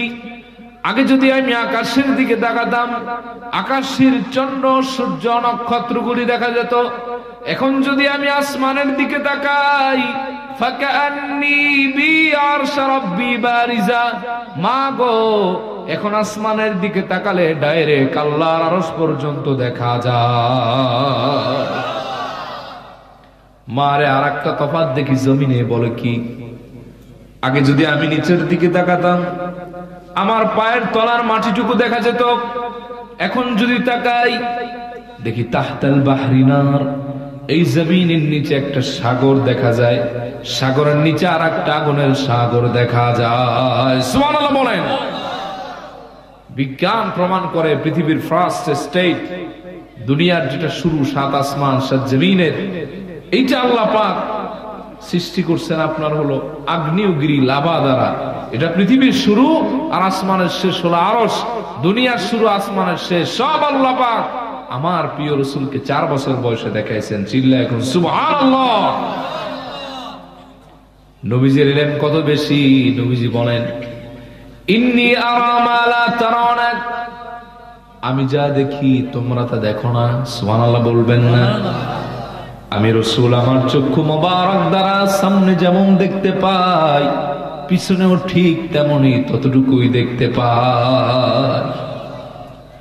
নবীজি বলেন ফারাআইতু মাশারিকাহা ওয়া মাগারিবাহা, আমি রাসূল যেই জায়গায় থাকি দুনিয়ার পূর্ব যেমন দেখি, পশ্চিম তেমন দেখি, উত্তর যেমন দেখি, দক্ষিণ তেমন দেখতে পাই। সুবহানাল্লাহ। ঘাড়ও ঘুরাইতে হয় না, যখন দেখতে মন চায় সব আল্লাহ আমার দেখায় দেন। সুবহানাল্লাহ কইবেন না? নবীজি আমার বলেন সাহাবীরা শোনো, তোমরা তো সবাই ঘুমিয়ে পড়ো, অজ্ঞান হয়ে যাও, তোমাদের জ্ঞান হারিয়ে ফেলে, ঘুমের মধ্যে হুঁশ থাকে না। কিন্তু আমি রাসূলের ব্যাপারটা ভিন্ন। তানামু আইনায়া ওয়ালা ইয়ানামু কলবি, আমার চক্ষু পরিশ্রান্ত পরিক্লান্ত দেহ হয়ে গেলে আমার চক্ষুটা মাঝে মাঝে ঘুমায়, কিন্তু আমার কলব মোবারক কখনো ঘুমায় না। সুবহানাল্লাহ বলে। শুধু কি তাই, আপনি আমি নামাজে দাঁড়ালে হাজার দিকে মন চলে যায়। নবীজি বলেন আমি যখন মুসাল্লা মুবারকে দাঁড়াই, ইন্নী আরাল জান্নাতা ওয়ান নার ফি মাকামি হাযা, সাহাবীরা রে, আমি আমার মুসাল্লা মুবারকে দাঁড়ালে ডানে জান্নাত দেখি, বাম দিকে আমি রাসূল জাহান্নাম দেখতে পাই। শুধু তাই নয়, নবীজি মুসাল্লা মুবারকে দাঁড়ালে ডাইরেক্ট আল্লাহর জান্নাতেও চলে যান। সুবহানাল্লাহ কইবেন না? এতে আশ্চর্য হওয়ার কিছু নাই। কারণ হলো যে নবীকে আল্লাহ পাক দাওয়াত দিয়ে মেরাজে নিয়ে দিদার দিয়েছেন, সেই রাসূলুল্লাহ মুসাল্লায় বসে জান্নাতে যাবে, এতে আশ্চর্য হওয়ার কিছু নাই। ঠিক কিনা বলেন? বুখারীর বর্ণনা, নবীজি আমার বলেন, সাহাবায়ে কেরাম বলেন, একদিন আল্লাহর হাবিব মুসাল্লা মোবারকে দাঁড়িয়ে দাঁড়িয়ে নামাজ আদায় করছিলেন। একবার তার হাত মোবারক সামনে নিচ্ছেন, আর একবার পিছনে আনতেছেন। নামাজ শেষ হলে পরে সাহাবায়ে কেরামকে প্রশ্ন করলেন, রে সাহাবীরা, তোমরা জানো নাকি আজ নামাজে কি হয়েছে? সাহাবায়ে কেরাম বললেন, আল্লাহু ওয়া রাসূলুহু আ'লাম, আল্লাহ এবং তার রাসূলই ভালো জানে, আমরা বলতে পারবো না। নবীজি বললেন, সাহাবীরা শোনো, আজ আমি যখন আমার মুসাল্লা মুবারকে দাঁড়ালাম, আমি রাসূল ডাইরেক্ট যায় নামাজ থেকে আল্লাহর জান্নাতে চলে গেলাম। যেই না জান্নাতে গেলাম, জান্নাতের আঙ্গুরগুলি আমার দিকে আসতে চাচ্ছে, আমিও আমার হাত মোবারক বাড়াই দিছি। হঠাৎ মনে পড়ে গেল, আহার এটা তো দুনিয়া, দুনিয়ার জন্য তো জান্নাতের নেয়ামত নয়, আল্লাহ তো দুনিয়ার জন্য জান্নাত হারাম বানিয়েছেন। আল্লাহ পাক বলেন, ফালা তা'লামু নাফসুম মা উখফিয়া লাহুম মিন কুররাতি আ'য়ুন জাযাআন বিমা কানু ইয়া'মালুন। আল্লাহ পাক বলেন, কেউ জানে না সেই লুকায়িত জান্নাতের কথা যা আমি আমার গোলামদের থেকে লুকায়িত রেখেছি। একবার যখন ওই জান্নাত আমার গোলামরা দেখবে, তাদের চক্ষু এবং কলিজা দুইটাই ঠান্ডা হয়ে যাবে। নবীজি বলেন, আল্লাহ পাক ইরশাদ করেছেন, আদাতু লিইবাদিস সালিহিন, আমি আমার নেককার পরহেজগার আল্লাহওয়ালা বান্দাদের জন্য এমন জান্নাত বানালাম, মালা আইনুন রাত, কোন চোখ তা দেখে নাই, ওয়ালা উযুনুন সামিআত, কোন কান শুনে নাই, ওয়ালা খাতারা আলা কলবি বাশার, কোন মানুষের অন্তঃকরণ যা কোনদিন কল্পনাও করে নাই। আর আমার রাসূল তার মুসাল্লা মুবারকে বসে জান্নাতে চলে যান। সুবহানাল্লাহ বলেন। নবীজি বলেন, সাহাবীরা রে, আজ যদি আমি ওই জান্নাতের একটা থোকা আঙ্গুর নিয়ে আসতাম, কিয়ামত পর্যন্ত তোমরা এই নিয়ামত খেয়েও কোশ্চিন কালেও শেষ বানাতে পারতা না।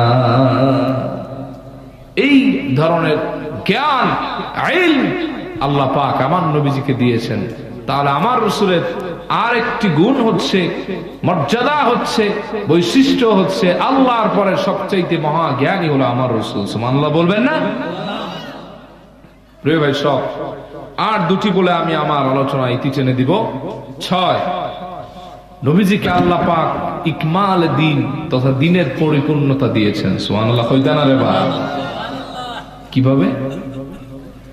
লাখের উপর পয়গম্বররা লাখ লাখ বছর দাওয়াত দিলেন, বিশ্বের এক প্রান্ত থেকে আরেক প্রান্তে। ওয়ালিকুল্লি উম্মাতিন জাআলনা নাবিয়্যা, সব উম্মতের জন্য নবী আসলো, কিন্তু তারা এত বছর দাওয়াত দিলেন, দিন পরিপূর্ণ হলো না। আমার প্রিয় রাসূল মাত্র দুটি জায়গায়, মক্কা এবং মদিনায় মাত্র 23 বছর দাওয়াত দিলেন, আল্লাহ পাক তার দ্বীনকে পরিপূর্ণ করে দিলেন। আল্লাহ পাক বলেন, আল-ইয়াওমা আকমালতু লাকুম দীনাকুম ওয়া আতমামতু আলাইকুম নি'মাতি ওয়া রাদিতু লাকুমুল ইসলাম দীনা। আল্লাহ পাক বলেন, আজ আমি আমার দ্বীনকে পরিপূর্ণ করে দিলাম, আমার নিয়ামত রাজি তোমাদের জন্য উন্মুক্ত করে দিলাম, আর ইসলামকে আমি আল্লাহ আমার মনোনীত ধর্ম বলে ঘোষণা করে দিলাম। সুবহানাল্লাহ বলেন।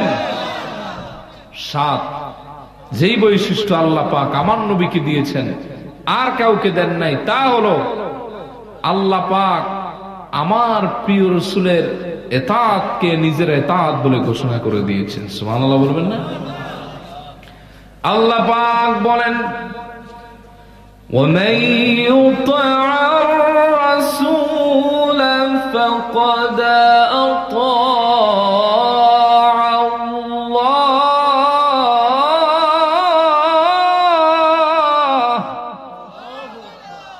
যেই ব্যক্তি আমার প্রিয় হাবিব মুহাম্মদ সাল্লাল্লাহু আলাইহি ওয়া আলিহি ওয়াসাল্লামের আনুগত্য স্বীকার করলো, সে শুধু আমার প্রিয় রাসূলের আনুগত্য স্বীকার করলো না, বরং আমি আল্লাহর আনুগত্য স্বীকার করে নিল। সুবহানাল্লাহ বলেন। এই জন্য আমরা বলি নবী মানলে আল্লাহ মানা হয়, ঠিক কিনা বলেন? আপনি যতই বলেন লা ইলাহা ইল্লাল্লাহ মুহাম্মাদুর রাসূলুল্লাহ না বললে আপনার ঈমান হবে না, ঠিক কিনা বলেন? ঠিক তেমনি কেউ যদি সব নামাজের আহকাম মানে কিন্তু দরুদ শরীফ না পড়ে, তার নামাজ হবে না, ঠিক কিনা বলেন? ঠিক তেমনি জীবনের সব জায়গায় যদি আল্লাহকে প্রাধান্য দিয়ে রাসূলুল্লাহকে তাচ্ছিল্য করে, ওই ব্যক্তি মুমিন থাকবে না। আওয়াজ করে বলেন ঠিক কিনা? 8 নম্বর, যেই বৈশিষ্ট্য আল্লাহ পাক আমার নবীজিকে দান করলেন আর কাউকে দান করেন নাই, তা হলো আমার প্রিয় রাসূলকে আল্লাহ পাক শরীয়ত প্রণেতা শারে বানায় দিলেন। চিল্লায় কোন সুবহানাল্লাহ।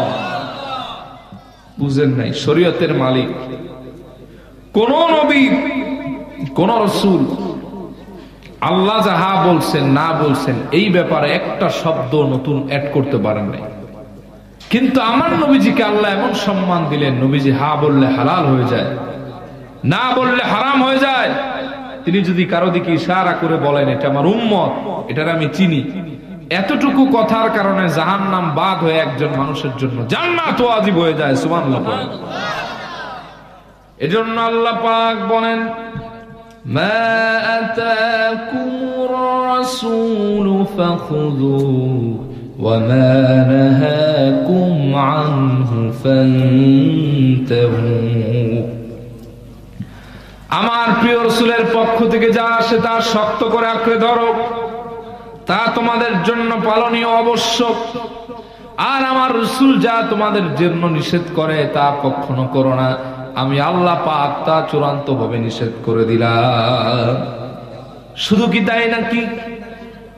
কোন ব্যক্তি যদি আল্লাহর হাবিবের কোন ফয়সালা না মানে, অথবা ফয়সালা তথাকথিতভাবে মেনে গিয়েছে, পরবর্তী সময় অন্তরের মধ্যে কুফরি তার ঢেউ খেলতেছে, সন্দেহের উত্থান হলো, মনে মনে চিন্তা করতে লাগলো, আর এইটা এভাবে হলো না, এভাবে হওয়া উচিত ছিল, এটা না হয়ে কেন এটা হলো, তাহলে ওই ব্যক্তি মুমিন না। আল্লাহ পাক বলেন, ফালা রাব্বিকা লা ইউমিনুনা হাত্তা ইউহাক্কিমুকা ফীমা শাজারা বাইনাহুম সুম্মা লা ইয়াজিদু ফি আনফুসিহিম হারাজান মিম্মা কাদাইত ওয়া ইউসাল্লিমু তাসলিমা। আওয়াজ করে বলেন আল্লাহু আকবার। আল্লাহ পাক বলেন, হাবিব আপনার রবের কসম, ফালা রাব্বিকা লা ইউমিনুন, কখনো তারা ততক্ষণ পর্যন্ত মুমিন হবে না যতক্ষণ না তাদের সৃষ্ট বিবাদে আপনাকে হাকিম মেনে আপনার ফয়সালাকে মেনে নেয়। শুধু তাই নয়, আপনি ফয়সালা করেছেন, সামনে সামনে মেনে গেল, পরবর্তীতে আপনার কোনো বিষয় নিয়ে তার মনে সন্দেহের উত্থান হলো, মনে মনে কনফিউশনের জন্ম হলো, আত্মা তার পরিতৃপ্ত হলো না, তাহলে তাও সেও মুমিন না। আল্লাহ পাক নিজের কসম দিয়ে বললেন, এত সম্মান আল্লাহ পাক আমার নবীজিকে দিলেন যে রাসূলুল্লাহর কোনো ব্যাপারে কেউ সন্দেহ করলে তার ঈমান থাকবে না। ঠিক কিনা বলেন? কেউ যদি বলে রাসূলুল্লাহ এতগুলি বিয়ে করছেন কেন, এই কথাটা যদি খালি কটাক্ষমূলক বলে, তার ঈমানের 12টা বেজে 13টা হয়ে গেছে। ঠিক কিনা বলেন? ইদানিং নাস্তিকদের কথা বললে কিছু লোক রাগ হয়, নাস্তিকদেরকে নাস্তিক বলা যাবে না, দুলাভাই কবুতর বেটা বেয়াদব। ঠিক কিনা বলেন? এরা এসে টকশোতে বলে, এদের চেহারা দেখবেন হনুমানের মতো, বড় বড় মোষ, কান্দে না হাসে, বোঝার কোন সিস্টেম নেই। দর্শন পড়তে পড়তে মাথা হয়ে গেছে ইন্টারন্যাশনাল এয়ারপোর্ট, আল মাতার আদ-দাওলি, ইন্টারন্যাশনাল এয়ারপোর্ট, চোখগুলো ভুতুম বেচার মতো।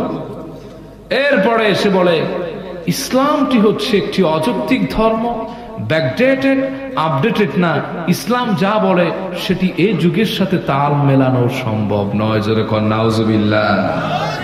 আর এদেরকে নাস্তিক বললে যাদের গা জ্বলে, এগুলো মুনাফিক। ঠিক কিনা বলেন? প্রিয় ভাই সব, এরা এসে টকশোতে কিছু কথা উত্থাপন করে, তারা এসে মাঝে মাঝে বলেন ইসলাম এটি কেমন যেন একটা ধর্ম, কড়াকড়ির ধর্ম, এখানে খাওয়া দাওয়া মাস্তি করার কোনো জায়গা নাই। কিন্তু তাদের ধর্ম হচ্ছে, নাস্তিকদের ধর্ম, দুনিয়া তো মাহারি হে, দুনিয়া কা মজা লে লো, যত পারো খাও দাও, ফুর্তি করো আর মজা করো, দুনিয়াটা হচ্ছে বড়। কারণ unseen is nothing, so there is no God, যা দেখি না তা মানি না, সুতরাং কোনো আল্লাহ নাই। চিল্লায় এখন নাউযুবিল্লাহ। এরা প্রশ্ন করে, নবীজি এতগুলি বিয়ে করলেন কেন? নাউযুবিল্লাহ বলবেন না? ইসলামে কিসাসের আইন কেন? কেন চুরি করলে হাত কেটে দিতে হবে? কেন জিনা করলে পাথর মারতে হবে? এই আইন ইসলাম কেন করেছে? এজন্য তাদের খুব গা জ্বলে। আর এদেরকে যখন আমরা নাস্তিক বলি, মুরতাদ বলি, কিছু লোক আমাদেরকে বলে আমরা সাম্প্রদায়িক উস্কানি দেই। ঠিক কিনা? আসলে কথা তা নয়। মলম যদি জায়গা মতো পড়ে, একটু লাফালাফি বেশি করে। ঠিক কিনা বলেন? এদের একটা মহাগুরু, তাকে কয়দিন আগে আমাদের প্রিয় শেখ, উস্তাদ, আমাদের আধ্যাত্মিক রাহবার, বীর মুজাহিদ ডক্টর আল্লামা ইনায়েতুল্লাহ আব্বাসী যেই ধোলাই দিয়েছেন, মুরগির হার্ট অ্যাটাক হয়ে গেছে। ঠিক কিনা? বুড়াডারে যেই ধরছে, মুরগির ছাও দেখলাম লাফাই উঠছে। সে বলল এই একজন খ্যাতি, এত খ্যাতিমানের একজন ইন্টারন্যাশনাল, বাংলাদেশের টপ 5 একজন বুদ্ধিজীবী, একজন হনুমান, একজন সাংবাদিক, তার সাথে ইনায়েতুল্লাহ আব্বাসীর মতো এরকম একজন মানে তার চাইতে কম বয়সী অপরিপক্ক ব্যক্তির বসাটা শোভনীয় না। যেরকম নাউজুবিল্লাহ। তোমার বাপ মুরগি যেই ধোলাই খাইছে, তুমি মুরগির বাচ্চা সাহস থাকলে চ্যালেঞ্জ নাও, আবার বসা হবে, ঠিক কিনা বলেন? দেখি তোমার দৌড় কদ্দুর আছে বাজার। তোমাদের খেতি যশার অবস্থা এই, আর তোমাদের অবস্থা কি হবে সেটা আমরা বুঝছি। তারপরে যদি ঝাল না মেটে, চুলকানি আরো থাকে, আর একবার বসার জন্য আমরা আহ্বান করি। আমরা দরকার আমাদের উস্তাদের হাতে পায়ে ধরে রাজি করামো। তোমার মতো এরকম তার সেরা বহুরূপীর সাথে তো বসবে না। আমরা গিয়ে তারপরও দিনের স্বার্থে না হয় বলবো, উস্তাদ যা হয় হয়, আগে আপনি একটু আমাদেরকে দয়া করে একটা অনুমতি দেন যে বসবেন। তারপরে দেখি মুরগির সাউদের কত চিল্লানি আছে, ঠিক কিনা বলেন? তোমার বাপ রুহানি পিতা অল্প কয়েক মিনিটেই ভাগছে, লাস্টে বলছে আমার টাইম নাই। আর তোমার মতো পাগল ছাগল তার সেরা বহুরূপী ইনায়েতুল্লাহ আব্বাসীর সাথে 10 মিনিট টিকবে না, ঠিক কিনা বলেন? বসো। আলেমদেরকে কটাক্ষ করে লাভ নাই। এদেশের আলেমরা চুপ থাকে বলে তোমরা মনে করো এরা কিছু জানে না। তোমাদের চাইতে বিজ্ঞান, প্রযুক্তি, দিন এবং দুনিয়া সবটাই আলেমরা বেশি বোঝে, ঠিক কিনা বলেন? এখন সব নাস্তিকদের মাথা খারাপ যে আব্বার তো কামসারা করছে। কবে যেন আমরা আব্বার যারা পোলাপান আছে এদেরকে ধরে এই জন্য বিভিন্ন কথা বলতেছে। আসলে কি, ঘরের বুড়াটায় মায়ের খেয়েছে তো ছোটগুলায় পালানোর দশা, ঠিক কিনা? প্রিয় ভাই, সব তো বলতেছিলাম, এদের আপত্তি হলো নবীজি এটা করলেন কেন, কিসাসের আইন কেন, এই যুগে জেনা করবে পিডান খাবে কেন, রজম মারা হবে কেন? এই যে 71 টিভির, আমি যদি ভুল না করি, সম্ভবত না জানো কোন টিভি, 71 টিভির মনে হয়, 71 যেটা 72 ফেরকা চড়ায়, এইটার একজন সাংবাদিক তথাকথিত প্রগতিশীল, তিনি তার মেয়ের ব্যাপারে যে স্ট্যাটাস দিয়েছেন, এতে মনে হয় ওনার পরিচয় আমরা পেয়ে গেছি, ঠিক কিনা? পবিত্র মাহফিলে অপবিত্র শব্দ আমরা ইউজ করলাম না। দেখেন, এদের বিবাহ নিয়ে সমস্যা, ইসলাম নিয়ে সমস্যা, শরীয়ত নিয়ে সমস্যা, রাসূলুল্লাহ সাল্লাল্লাহু আলাইহি ওয়াসাল্লামের আরশম্বী শান নিয়ে সমস্যা।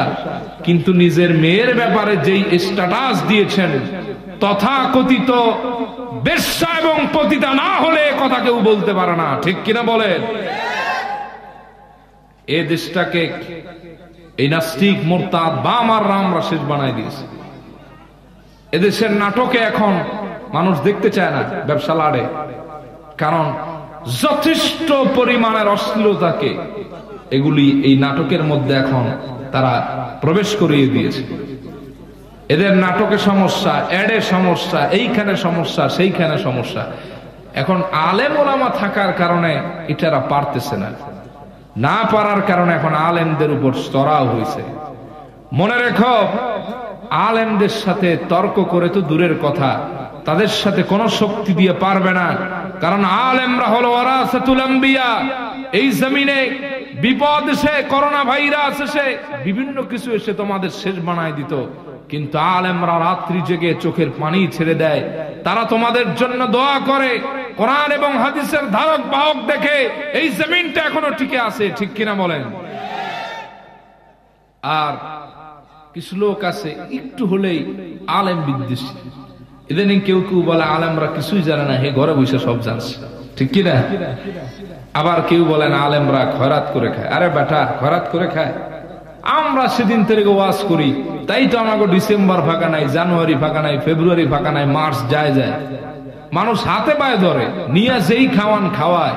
সেদিন গেলাম এক চেয়ারম্যানের বাড়িতে, বেটায় যেই খাওয়ান খাওয়াইছে অকল্পনীয়। মানুষ বিভিন্ন জায়গায় দাওয়াত দেয়, তোমরা তো দাওয়াত পাও না, খাওয়ানো পাও না, এজন্য তোমাদের জলে মনে হয়, ঠিক কিনা? সর্বোপরি কথা হলো, এদেশের আপামর মুসলিম জনতা শান্তিপ্রিয়, এদেশে অশান্তির কোন আগুন জ্বলবে না। মনে রেখো, মুসলমানরা যদি আল্লাহ এবং পরকালকে বিশ্বাস না করত, ধর্ম দিয়ে যদি মুসলমানদের হাত বাঁধা না হতো, শরীয়তের প্রতি যদি শ্রদ্ধাশীল না হতো, তাহলে তোমাদের জীবগুলি টেনে কুকুর দিয়ে খাওয়ানো হতো, ঠিক কিনা বলেন? কিন্তু মুসলমানরা জানে তাদের রব আছেন, আলাইসাল্লাহু বিআহকামিল হাকিমিন। এই কথা শুনেই তাদের অন্তর ঠান্ডা হয়ে যায়। হাজার জুলুম, নিপীড়ন, নিষ্পেষণ তারা মুখ বুজে সহ্য করে, ঠিক কিনা বলেন? আল্লাহ পাক আমাদের আমলের তৌফিক দান করুক বলি আমিন। শেষ যে কথা বলতেছিলাম, আল্লাহ পাক বলেন ফালা রাব্বিকা লা ইউমিনুনা হাত্তা ইউহাক্কিমুকা ফীমা শাজারা বাইনাহুম সুম্মা লা ইয়াজিদু ফি আনফুসিহিম হারাজাম মিম্মা কাদাইত ওয়া ইউসাল্লিমু তাসলিমা। একবারে স্পষ্ট ঘোষণা আল্লাহ করে দিয়েছেন। কোরআনের মালিক বলছেন, এই গোটা জাহানের মালিক বলছেন, কায়নাতের রব বলছেন ফালা ওয়া রাব্বিকা লা ইউমিনুন। হাবিব আপনার রবের কসম, কখনো তারা মুমিন হবে না, যে নামেই হোক, প্রগতিশীল হোক, নাস্তিক হোক, সংশয়বাদী হোক, আর যা হোক। আপনার সৃষ্ট, তাদের সৃষ্ট বিবাদে আপনাকে যতক্ষণ হাকিম না মানবে এবং আপনার চূড়ান্ত ফয়সালার পরেও যারা এ নিয়ে প্রশ্ন তুলবে, এগুলা মুমিন না, কাফের এবং মুনাফিক। ঠিক কিনা বলেন? প্রিয় ভাই সব, এজন্য আসুন প্রিয় রাসূলকে জানি, আল্লাহর হাবিবকে মানি, জিন্দেগিটা কোরআনের আলোয় আলোকিত করি। আল্লাহ তৌফিক দান করুক বলি আমিন। ওয়া আখিরু দাওয়ানা আলহামদুলিল্লাহি রাব্বিল আলামিন। আস্তাগফিরুল্লাহ ইন্নাল্লাহু গফুর। আল্লাহুম্মা আমিন। ربنا ظلمنا أنفسنا وإن لم تغفر لنا وترحمنا لنكونن من الخاسرين. ربنا لا تزغ قلوبنا بعد إذ هديتنا وهب لنا من لدنك رحمة إنك أنت الوهاب. أي الله تعالى আমরা আপনার কিছু গোলাম মিলে গভীর রজনী পর্যন্ত কোরআন হাদিস থেকে আলোচনা শুনলাম, দ্বীনের পথে দানের শরীক হলাম। আয় আল্লাহ, কত চমৎকার আয়োজন হলো। যতটুকু নেক আমল আমরা করলাম, আয় আল্লাহ, সব নেক আমলগুলি আপনি কবুল আর মঞ্জুর করে নিন। আয় আল্লাহ তাআলা, আপনি খুশি হয়ে যে সওয়াব দিবেন, কোটি কোটি গুণ বাড়িয়ে দিয়ে সওয়াবের হাদিয়াগুলি আপনার প্রিয় হাবিবের রওজায় মদিনা মুনাওয়ারায় পৌঁছে দিন। আয় আল্লাহ তাআলা, প্রিয় নবীজির আজওয়াজে মুতাহহারা, আহলে বাইত, আসহাবে কেরাম, নবীন, সিদ্দিকিন, শুহাদা, সালেহিন, মুমিন, মুমিনাত, আউলিয়াউল কামিলিন যারা কবরে, প্রত্যেকের কবরে আর সওয়াবগুলি পৌঁছে দিন। আয় আল্লাহ তাআলা, খুলাফা রাশিদিন, তাবিঈন, তাবিঈন, উলামা মুতাকদ্দিমিন, মুতাআখিরিন, সালফ সালিহিন, আউলিয়াউল কামিলিন, বুজুর্গানে দ্বীন যারা तमाम পৃথিবীতে শায়িত, প্রত্যেকের কবরে আর সওয়াবগুলি পৌঁছে দিন। तमाम বাংলাদেশ সহ সিলেটের জমিন সহ যত আউলিয়া کرام এ বাংলাদেশে সিলেটেও শায়িত আছেন, সাহেব কবলা ফুলতুলি, আয় আল্লাহ, তিনি সহ শাহজালাল, শাহ পরানি, আমানি সহ যত আউলিয়া کرام শায়িত, সবার কবরে আর সওয়াবগুলি পৌঁছে দিন। আয় আল্লাহ তাআলা, সবার মাকামতকে আপনি বুলন্দ করে দিন। রব্বুল আলামিন, এই মুহূর্তে মনে পড়ে গেল আমাদের জনম দুঃখী আম্মা জানের কথা, আব্বা জানের কথা।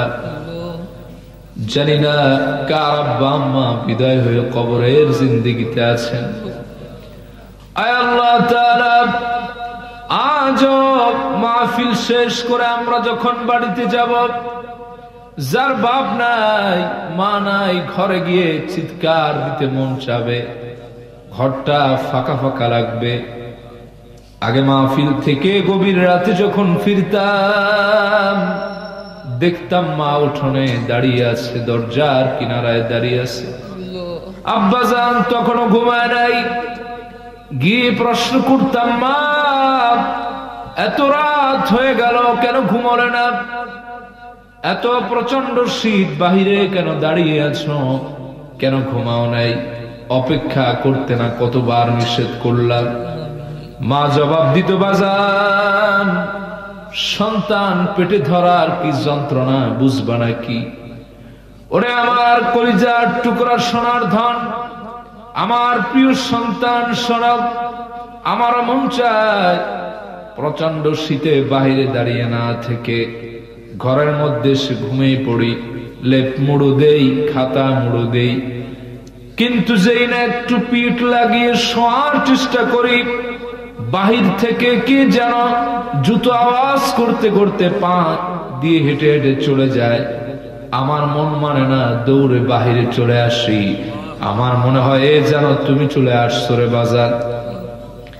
ঘর থেকে দৌড়ে উঠোনে বের হলাম, রাস্তায় চলে আসলাম, ভালো করে তাকিয়ে দেখলাম না এটা আমার কলিজার টুকরা সন্তান, তুমি না আর একজন, বুকের মানিক চলে যায় রে বাবা। এই ভেবে আবার চলে আসলাম। চক্ষুটা একটুখানি ক্লান্তির কারণে চক্ষু কেমন যেন ঘুমের দিকে যাচ্ছে। আমি ভাবলাম এবার ঘুমিয়ে পড়ব, কিন্তু না বাজান, আমার ঘরের টিনের চালের মধ্যে আশেপাশে লাকড়ির আওয়াজ হয়, পাতার ঝনঝনানি, বাতাসের গঞ্জনানি। আমি মনে করি এই বুঝি তুমি আসলা, পাগল হয়ে ঘর থেকে দৌড় মারি, রাস্তা পর্যন্ত চলে আসি। না না, তুমি আসো না এখনো রে বাজান। এভাবে কতবার যে বাহিরে বের হলাম, কতবার যে বিছানায় লেপের তলে আসলাম, কোন ফাঁকে যে রাত কেটে গেল, এত গভীর হয়ে গেল টেরও পেলাম না। আজ বাড়িতে গেলে মায়ের তাসবিহ দেখা যাবে, জায়নামাজ দেখা যাবে, আব্বা আম্মার ব্যবহৃত পরনের কাপড়গুলি এখনো দেখা যাবে। নাক লাগালে তাদের জীবন্ত দেহের ঘামের ঘ্রাণ আসবে। একদিকে চশমা দেখা যাবে, আব্বা আম্মার পুরনো দু একটা ফটো দেখা যেতে পারে। মালিক রে, বিছানায় যখন পিঠ লাগাবে, বালিশে মাথা লাগাবে, মায়ের চেহারাটা, আব্বার চেহারাটা বারবার চোখের সামনে চলে আসবে। কানের মধ্যে আব্বা আম্মার আবেগ ঘন মিষ্টি মিষ্টি কথাগুলি বারবার বাজতে থাকবে। ঘরের মধ্যে দু একটা যদি পুরনো ছবি থাকে আব্বা আম্মা, বের করে শুধু দেখবে আর চোখের পানি ছাড়বে আর চুমু দিবে, কিন্তু গোটা দুনিয়া তালাশ করলো আব্বা আম্মা খুঁজে পাবে না। আয় আল্লাহ তাআলা, পৃথিবীর এক প্রান্ত থেকে অপর প্রান্তে যদি কেউ বিপদে পড়ে, এক জায়গা থেকে আর এক জায়গায় তার সাহায্য করা যায়, খবরদারি করা যায়, পর্যবেক্ষণ করা যায়, কিন্তু বাড়ির কাছের গরুর স্থানে আব্বা আম্মার খবর আপনি ছাড়া কেউ জানে না। আয় আল্লাহ তাআলা, ওই আব্বা আম্মা যার কবরে আর সওয়াবগুলি পৌঁছে দেন, কবরকে আল্লাহ আপনি জান্নাতুল ফিরদাউস বানায় দেন। সবাই পড়ুন, রব্বিরহামহুমা কামা রাব্বায়ানি সগীরা। আবার পড়ুন, রব্বিরহামহুমা কামা রাব্বায়ানি সগীরা। আল্লাহ তাআলা আমাদের দাদা দাদি, নানা নানি, আত্মীয় স্বজন, পাড়া প্রতিবেশী, ভাই বোন, বন্ধু স্বজন, আত্মীয়, শ্বশুর শাশুড়ি, ওস্তাদ, মুরব্বী, জীবনে দেখা মুসলমান যারা কবরে, আল্লাহ তাআলা সবার কবরে আর সওয়াবগুলি পৌঁছে দেন। কবরকে আল্লাহ আপনি জান্নাতুল ফিরদাউস বানায় দেন। যারা কষ্ট করে মসজিদ তৈরি করলো, এই মাহফিলের আয়োজন করলো, এত চমৎকার পরিবেশ উপহার দিল আল্লাহ, তাদের আব্বা আম্মা মুরব্বীরা যারা কবরে আছে, সবার কবরে সওয়াব পৌঁছে দেন, কবর আযাব মাফ করে আল্লাহ জান্নাতের মেহমান বানায় দেন। আয় আল্লাহ তাআলা, যারা অসুস্থ আছে সুস্থতা দান করেন, যার যে পেরেশানি আছে দূর করেন, প্রত্যেককে আপনার মুকাররাবিন বান্দা বানায় দেন। যারা দান করলেন, শ্রম দিলেন, মাহফিল সাজালেন, নেক হায়াত দারাজ করেন, মনের নেক মাকাসাদ গুলি পুরা করেন। হজ এবং উমরা করার সবাইকে আমাদের তৌফিক দেন, কাবার গিলাফ ছোঁয়ার তৌফিক দেন। আল্লাহ আরাফার পবিত্র মাটি আমাদের গায়ে লাগানোর তৌফিক দেন। আল্লাহ তাআলা কত মানুষ হজ এবং উমরায় যায়, কাবার সামনে যায়, লাব্বাইক লাব্বাইক বলে আপনার কাছে সাড়া দেয়। আরাফার পবিত্র ধুলাগুলি কত মানুষ গায়ে লাগানোর সুযোগ হয়েছে, কত মানুষ রাসূলুল্লাহর প্রেমে, আমার প্রিয় রাসূলের প্রেমে মদিনা মুনাওয়ারা যায়। রওজা থারের সামনে দাঁড়িয়ে প্রাণ ভরে আবেগ নিয়ে নবীজিকে সালাম দেয়। আসসালাতু ওয়াসসালামু আলাইকা ইয়া রাসূলাল্লাহ, আসসালাতু ওয়াসসালামু আলাইকা ইয়া হাবিবাল্লাহ, আসসালাতু ওয়াসসালামু আলাইকা ইয়া শাফিউল মুযনিবিন, আসসালাতু ওয়াসসালামু আলাইকা ইয়া রাহমাতাল লিল আলামিন। আল্লাহ তাআলা যে রাসূলকে দেখলাম না স্বপ্নে দেখার তৌফিক দেন। আল্লাহ জীবনে একবার হলেও রাসূলুল্লাহর রওজা থারের সামনে দাঁড়ায়া মন ভরে আপনার নবীজিকে সালাম দেওয়ার তৌফিক দিয়ে দেন। আল্লাহ যারা প্রবাসে আছে সহি সালামতে থাকার তৌফিক দেন, যারা যেতে চেয়েছেন যাওয়ার তৌফিক দেন। সাইফুল ভাই নামে এক ভাই দোয়া চেয়েছেন আব্বা আম্মার জন্য, আরো প্রাসঙ্গিক ভাবে আল্লাহ ভাইয়ের উপর আপনি সাকিনা নাজিল করে দেন। পর্দার অন্তরালে আমার যত মায়েরা বোনেরা হাত উত্তোলন করেছেন আল্লাহ প্রত্যেকের নেক মাকাসদ পুরা করেন, আবেদা সালেহা যাকিরা শাকিরা বানায় দেন আল্লাহ। আয় আল্লাহ তাআলা আপনার গোলাম আমেরিকাতে যেতে চাচ্ছেন, আল্লাহ যাওয়ার তৌফিক দেন, সফরকে নিরাপদ করেন, উত্তম রুজির ব্যবস্থা করে দেন আল্লাহ। লাস্ট যে কথা বলতে চাই, এত বেশি গুনাহ জীবনে করলাম, ডানে তাকায় দেখি গুনাহ, বামে তাকায় দেখি গুনাহ রে মাওলা, সামনে গুনাহ পেছনে গুনাহ। একবার যদি গুনাহের দিকে তাকাই নেক আমল খুঁজেও পাই না। আল্লাহ গো, গুনাহের দিকে তাকালে আসমানের দিকে তাকাতে লজ্জা হয়, কিন্তু আপনি তো বলেছেন লা তাকানাতু মির রাহমাতিল্লাহ, ইন্নাল্লাহা ইয়াগফিরুয যুনুবা জামিআ। আল্লাহ আপনার রহমতের কাঙ্গালি হইয়া, ভিক্ষুক হইয়া, গরিব হইয়া, অসহায় হইয়া, মিসকিন হইয়া, ফকির হইয়া আপনার কাছে দুইটা হাত তুলে দিলাম, জিন্দেগির গুনাহ মাফ করে দেন। আয় আল্লাহ তাআলা, জানি না কোন দিন যেন মালাকাল মউতের খপ্পরে পড়ে যায়, কখন যেন আমাদের দুনিয়া থেকে বিদায় নেওয়ার সময় হয়ে যায়। আয় আল্লাহ, এখনো তো সেই নামাজ আদায় করতে পারলাম না যেই নামাজকে আপনি মেরাজুল লিল মুমিন বলেছেন। আয় আল্লাহ, দুনিয়ার ব্যস্ততায় এখনো সেই রাত্রি জাগা আমাদের হলো না, যে রাত্রি জাগরণ শুধুমাত্র আপনার জন্য হয়, কেবলমাত্র আপনার রেজামন্দির জন্য হয়। দাঁড়িয়ে দাঁড়িয়ে তাহাজ্জুদের সালাতে লম্বা সময় পার করা হয়, চোখের পানি দিয়ে যায় নামাজ ভিজে যায়। ও মালিক, সেই সুযোগ তো এখনো করতে পারলাম না। হায় আল্লাহ, সেই সিজদা এখনো দিতে পারি নাই, যে সিজদার ব্যাপারে আপনার হাবিব বলেছেন লা হিজাবা বাইনাল্লাহ ওয়া বাইনাল আবদ, বান্দার মাঝে আর আল্লাহর মাঝে কোনো পর্দা থাকে না।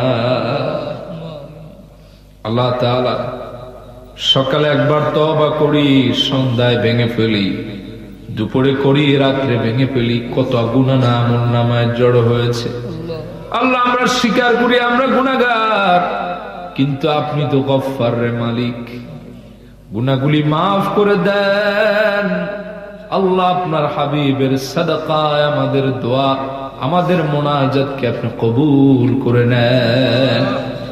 اللهم إنا نتوسل إليك بوسيلة حبيبك المحترم سبحان ربك رب العزة عما يصفون وسلام على المرسلين والحمد لله رب العالمين. يا الله, last argument application. رب العالمين জানি না কোন দিন মালাকুল মউতের হাতের মধ্যে আমরা পড়ে যাব, দুনিয়া থেকে বিদায় হয়ে যাব, সমস্ত আলোগুলি অন্ধকার হবে, স্বজনেরা দূর দূর করে তাড়ায় দিবে। আল্লাহ, মসজিদের খাটিয়ার মধ্যে আমাদের লাশগুলি উঠবে, শরীরের জামাগুলি ব্লেড দিয়ে কেটে কেটে আমাদেরকে বিবস্ত্র করা হবে, মানুষের চান্দা দিয়া কেনা খাটে আমাদেরকে শোয়ানো হবে।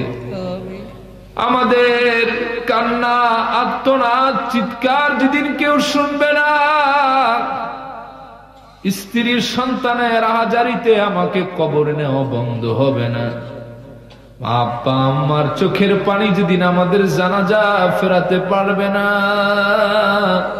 এমন দেশে রওনা হব যেখানে আলো নাই, বাতাস নাই, সঙ্গী নাই, সাথী নাই, যেই দিন পৃথিবী থেকে চিরবিদায় হব, আপনার হাবিবের নুরানি চেহারা মোবারক দেখার পরে জবানে জারি করায় দেন মধুর কালিমা লা ইলাহা ইল্লাল্লাহু মুহাম্মাদুর রাসূলুল্লাহ সাল্লাল্লাহু আলাইহি ওয়াসাল্লাম। আসসালামু আলাইকুম ওয়া রাহমাতুল্লাহি ওয়া বারাকাতুহু।